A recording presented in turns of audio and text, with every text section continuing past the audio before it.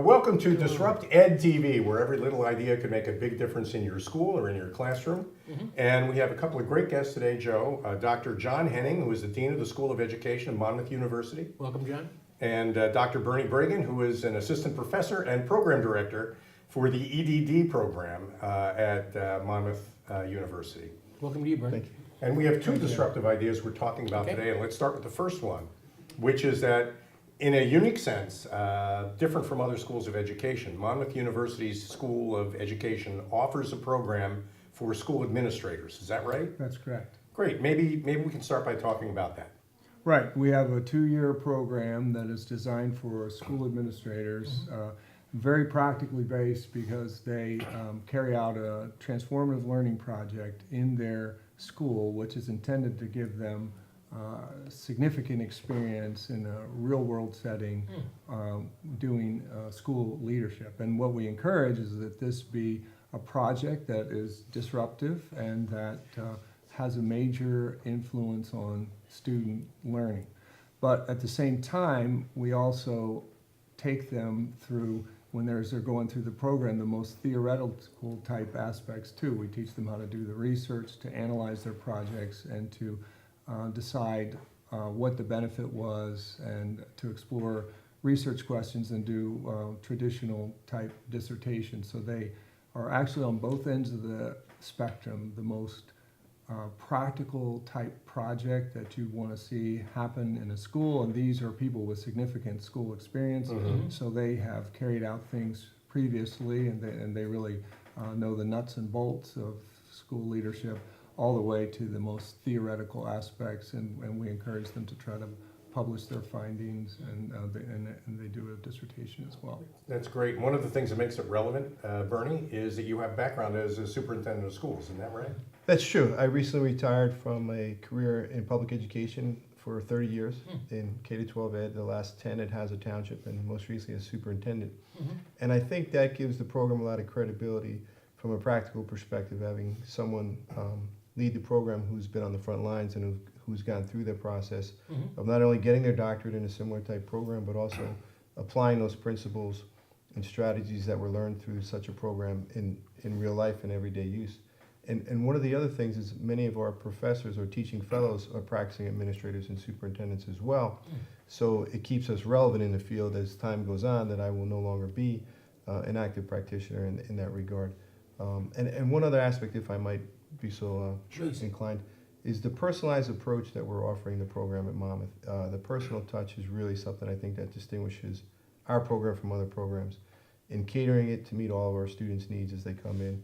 And not only that, but being there for them to support them as they go through the process, because any doctoral program in and of itself is daunting, especially the rigor of the Transformational Leadership Project and the dissertation process. So we envision this program as having someone, myself and the other faculty there, literally walking hand in hand and supporting our people till they cross that stage with their diploma. Well, that's exciting. So teaching people to be good teachers is definitely the core mission of any school of education.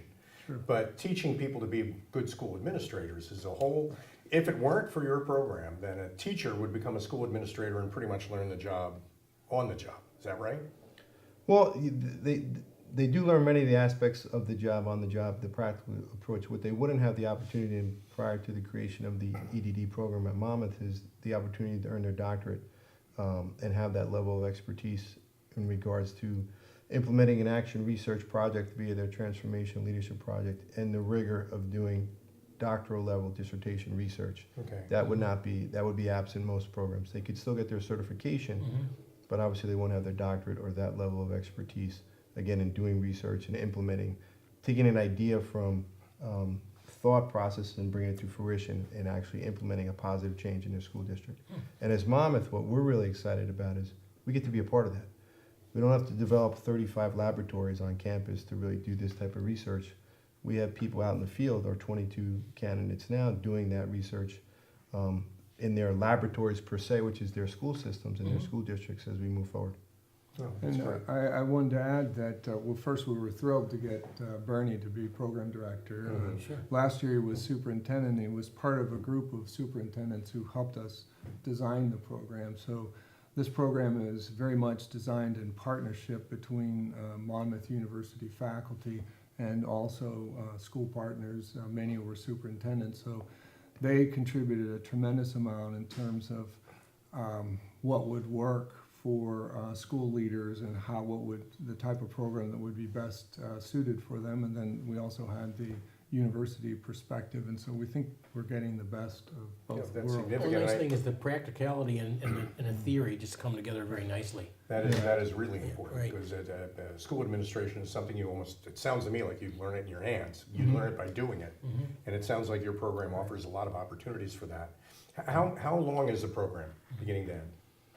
The program is geared to be completed in 2 years. It's an executive model. We meet mostly on the weekends, every other Saturday throughout the fall, spring semester, and then in the summer a little more frequently.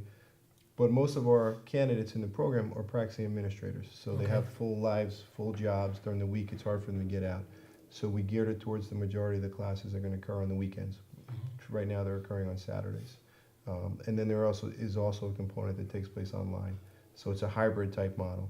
But students can complete the coursework in 2 years, and if they're vigilant with the timelines, their dissertation as well. Oh, okay. Really, so they can get the whole thing finished, including their they can earn their doctorate in 2 years, if they can manage it. I mean, some people can't. They have other activities and, And if they needed it, we could give them extra time. But a key thing that we think is different is we start them with a dissertation right from the get-go, right Okay. when they come into the program. More traditional programs would have them take classes for 2 or 3 years and then complete a dissertation. But we start as soon as we start when we interview them, and we start asking about their transformative leadership project. And the people we've got into the program are people who are already active. So Right. when we interviewed them, all of them talked about the different projects and initiatives they had going on in their schools. So this was a natural for most of them. that's great. Now, of the people who watch the program, many of whom are teachers, maybe most of whom are teachers, characterize for me the perfect candidate for your school.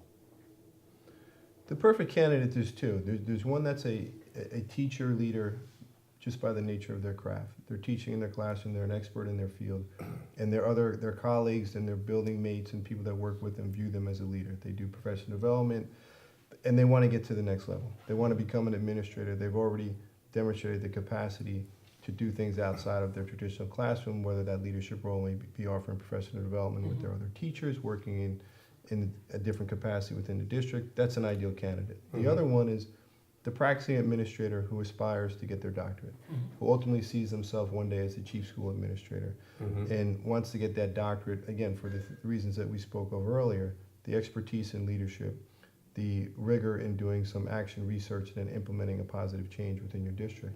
Having that background and that ability, along with the degree is a culminating activity, I think would best prepare you to become a chief school administrator. That's great. Well, we're coming up on a break. After our break, though, we want to come back and talk about another disruptive, innovative idea that Monmouth University offers, a teacher prep program. We'll be back with two terrific guests, Dr. John Henning and Dr. Bernie Bragan of Monmouth University, after these messages.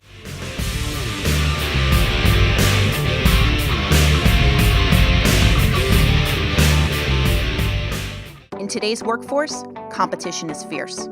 If you need a competitive edge, earn a credential that sets you apart and brings you closer to your goals. At Brookdale, we offer a variety of short-term certifications in a wide range of fields, from social media and architecture to culinary arts and cybersecurity. We help you get trained, get certified, and get ahead. This is Brookdale. College redefined, success reimagined. Take your next step at brookdalecc.edu.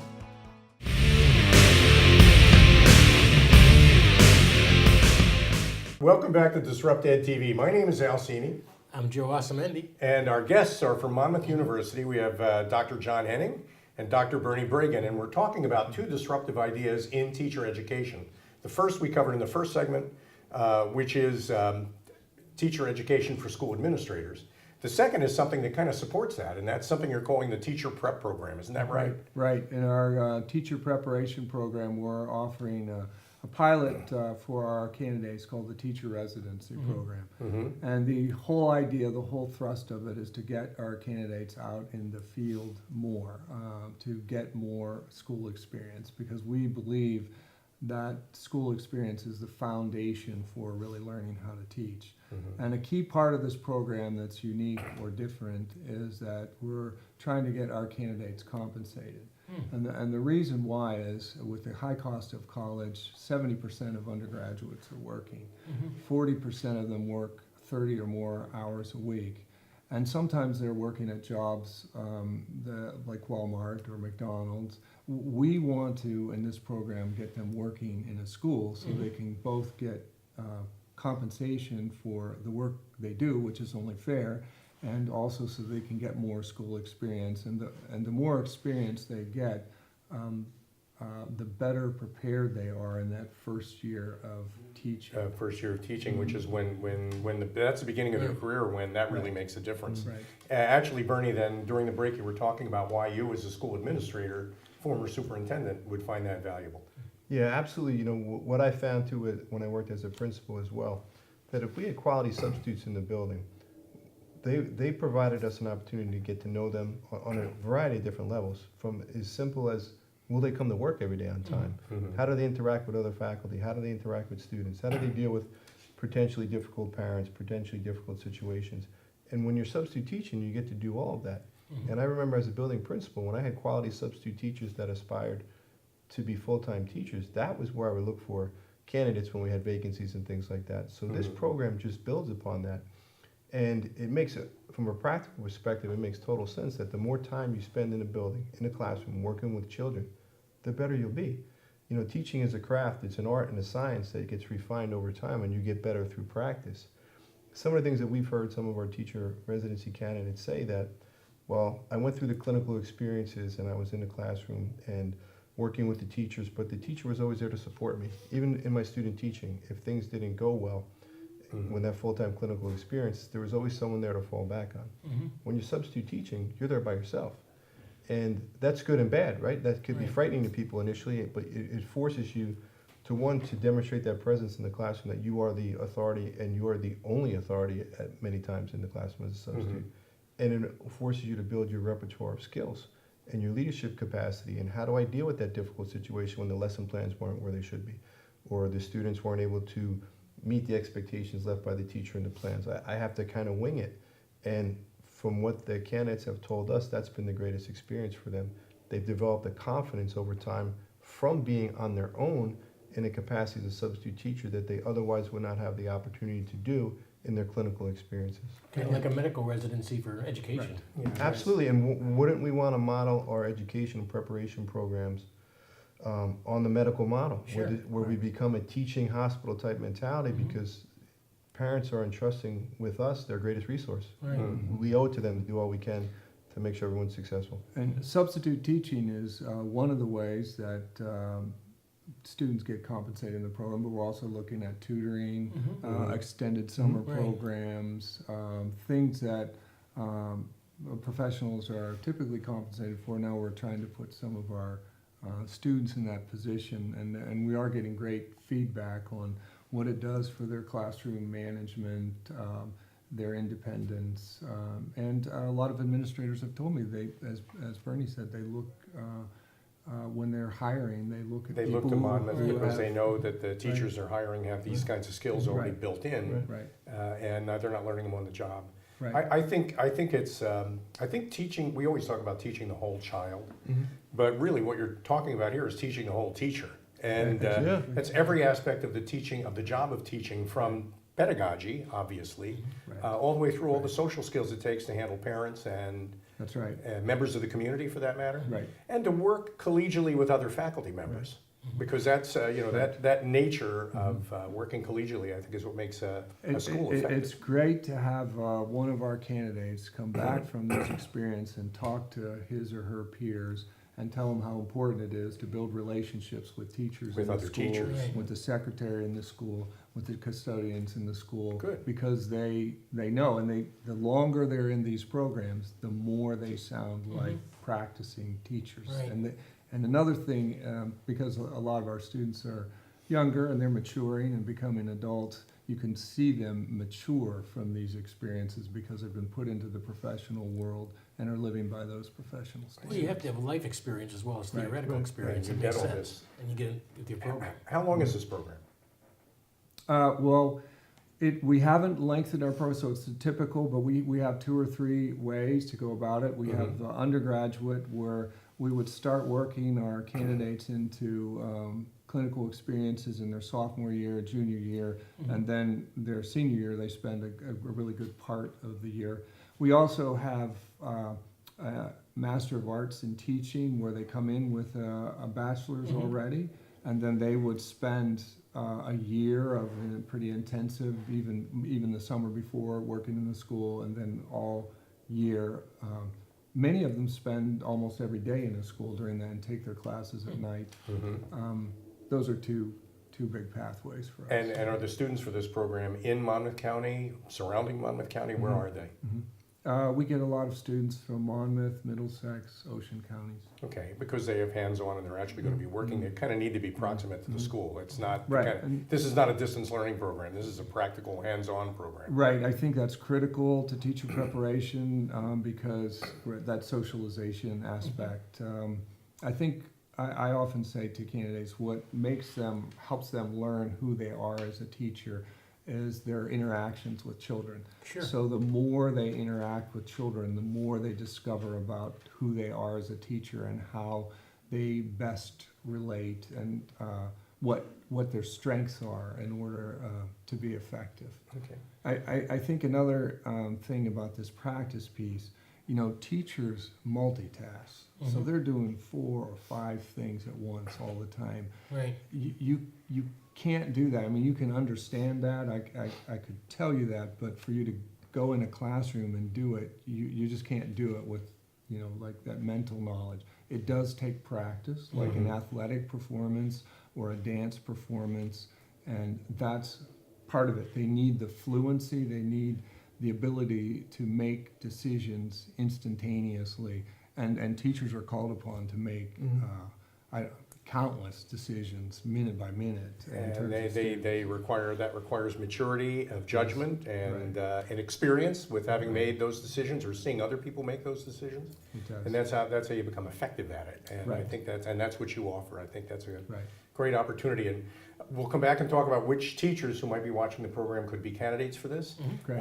We're coming up on a break though. After this break, more Disrupt Ed TV with Dr. John Henning, Dr. Bernie Brigham of Monmouth University. Back in a second.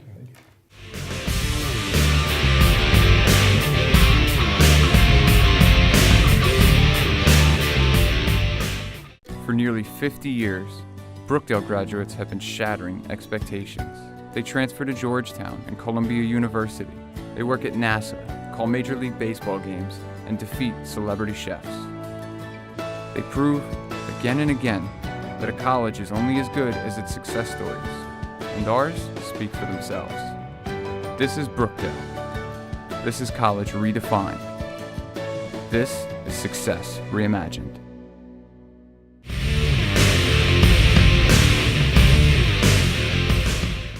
Welcome back to Disrupt Ed TV. This guy's name is Joe Esamendi. And that's Al Sinny. And Nice to it see is you. always a pleasure. working with Absolutely. you. But our guests, terrific guests, Dr. John Henning and Dr. Bernie Brigham from the Monmouth University School of Education. And we're talking about a couple of disruptive ideas. And before the break, we're finishing up with your teacher prep program. And I thought maybe after the break, we could start this segment by you characterizing for us the teachers who are watching the program and what makes them candidates for this. Candidates for the teacher preparation. For the teacher prep program. The teacher preparation program would be high school students who are thinking about what university they might go to become a teacher, and would encourage them to consider how important clinical experience is and what we do with it at Monmouth, and how we try to work with each individual student in the way Bernie mentioned to get them the most experience we can in the field. Another good candidate would be graduates, those with bachelors who may have tried a different career or maybe just finishing their bachelor's and they're looking for a graduate program where they could learn to teach, spend a year and a couple months learning all the basics of learning to teach, and we would also get them out into the field, and we would also work on that residency part if they're interested to get them compensated for their work. That's great. So it's a on-the-job training offered at Monmouth University, and it Right. gets teachers ready to deal with all the things that they'll never be able to write a computer program to do. Right. I mean, that's what we talked about during the break. That- I think that's a good point. Teaching is knowing how to handle the unpredictable, and I hear it all the time from candidates in the field, the situations that come up that you simply couldn't predict or never heard of before, and then what do you do when it happens? Yeah, and that situational awareness in practical terms is what makes the difference between a successful encounter with an irritated parent and an unsuccessful encounter. Knowing how to handle your own emotions in situations like that comes only through experience. You can't watch a video or take an online course and have the feelings you need to learn how to manage in order to be good at that. Agreed. And I think one of the things you asked in the beginning of the segment was, what are we looking for? Who's an ideal candidate for these positions? And Dean Henning went over some of those things. But I think more importantly, we're looking for people that really want to change the world. The candidates that have a passion and a compassion for the children, and they want to do everything they can for all the children to be successful, because those are the ones that are going to want to work as sophomores, as juniors, and get as much time in the field as they can, as opposed to having to get a part-time job working at McDonald's or Walmart, although those are great places and great retail outlets. Doesn't help them refine their craft and become better at what they do. And as we said earlier, the more time you spend in the building, the more time you spend around professionals that are engaged in activities that promote learning and work with children, the better you'll be and the better prepared you'll be for those situations when the unexpected happens and occurs. Right. You know, if I needed open heart surgery tomorrow, I wouldn't want it to be the surgeon's first time doing that surgery, because who knows what may or may not happen. And I think as a former administrator, now as a college professor, providing those opportunities to our students on undergraduate level in the teacher residency program, putting them in the classrooms to the greatest extent possible best prepares them for when they take over their own classrooms. And in the same vein, doing that from the leadership perspective in the EDD program, by forcing that requirement for the dissertation to be a transformational leadership project where they have to do research and implement an actual positive change in their district, they will be much better prepared when they become chief school administrators and have the EDD after their name, but more importantly, the experience of actually having done the research and gone through the project from inception to bringing it to implementation. Nice portion about that is because you do have that practicality, and you do have that opportunity to take a theory, if you want to, or an innovative idea for education, and actually put it to use. You know, you have an opportunity to put it to use in the practical experience. Well, it's wonderful. It's really irreplaceable. Actually, that's kind of a point that we try to make in the program. Right. Half the battle for being an effective school administrator or being an agile teacher, because that's really what we're talking about here, agile teacher skills, is the ability to recognize the situation and respond appropriately to it.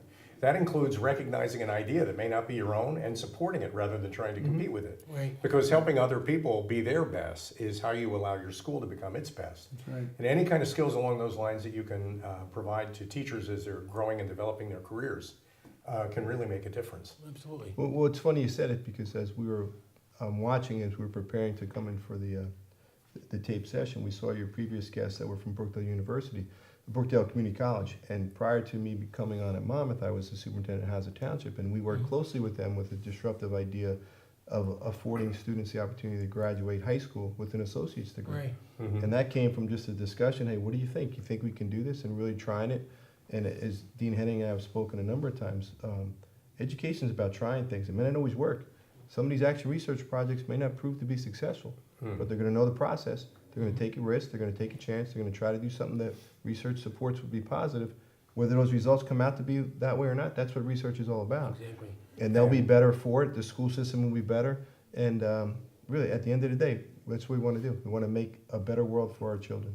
And fail forward in that. Right. If it means Yeah, trying that's something right. and maybe we don't get exactly the outcome we want, we adjust after that. Yeah. Which gets us to a question I have for both of you, for potentially both programs. They're not just set in stone curricula. You're adjusting them all the time. You're Right. adapting them. Right. What kinds of community experiences are helping you adapt your program to the real world?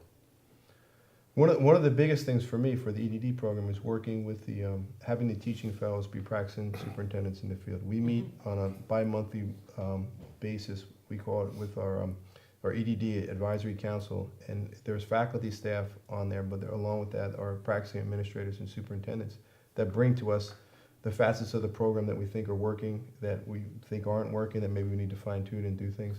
You know, some of the things came up just recently about scheduling.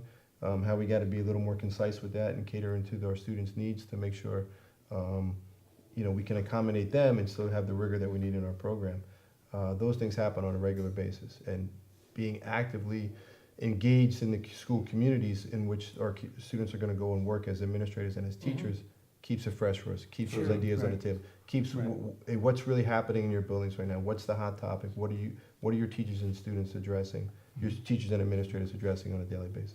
So we launch initiatives like these, and then that's our feedback system, which is so. Get and feedback then- from and the then real we world Right. Adjust and take it and forward. adjust and take it forward from there. If I might, you know, one of the things with the teacher residency program that we helped implement in Hazard before coming on, some of the feedback we got initially was that there was a lack of coordination with some of the logistics, that the student-teacher candidates didn't get called to sub as much as they wanted or with the frequency which they desired because of logistics. They didn't get set up on the sub call the right way and those kind of things. And that was really good feedback for me as an administrator to hear, okay, we got to make sure when we put this process in place that we take care of everyone, that we Right. have the person who actually does the sub calling and sets it up is on the same page as everybody else. You know, it's a great example of how our partnerships with schools are deepening as we go into regions or realms that we never partnered for before, because now schools, our students are on the payroll for schools, and they're being hired in this way. So we're discovering new things about how the systems work and working them out so it becomes better for the students and they get more opportunities. But because we hadn't tried it before, we just had never explored that. That's great. Now, we're coming up on that part of the program where you get to tell everybody how to reach you Okay. and why they should call you. So maybe we can start with you, John? Okay, John Henning. I'm the Dean of the School of Education at Monmouth University, and you can find me on the website, but also my phone number is 732-571-7518. Email jhenning@monmouth.edu, and if you're interested in cutting edge teacher preparation or cutting edge administrator preparation, would really like to talk to you. Tough to follow the dean, but I'm Bernie Bragan. My information is on the School of Education website too for Monmouth University. My phone number is 732-263-5429. Making sure I got that right. And as Dean Henning said, we're looking for innovators, people that want to change the world. Get involved in our program, contact us, especially those that want to aspire to be leaders that really effectuate change in the district and on a community-wide scale. Give us a call. John and Bernie, thank you both very much for joining us. Monmouth University, two very innovative programs for teachers, teacher education. And thank all of you for joining us today on Disrupt Ed TV. We hope you can use some of the ideas that we've heard shared today to improve your career, advance your opportunities, become a better administrator, school administrator. All great ideas, and thank you both very much for joining us. Pleasure Thank having you you, both. gentlemen. Thank you, Joe. Thank you. Definitely, absolutely a real Thanks. pleasure. Well, thank you so That's much. right. Thank you very much. And thank all of you for joining us today on Disrupt Ed TV. We'll see you again for a future episode. My name is Al Cini, And I'm still Joe Osamendi. and we'll be back again. Okay, take it easy.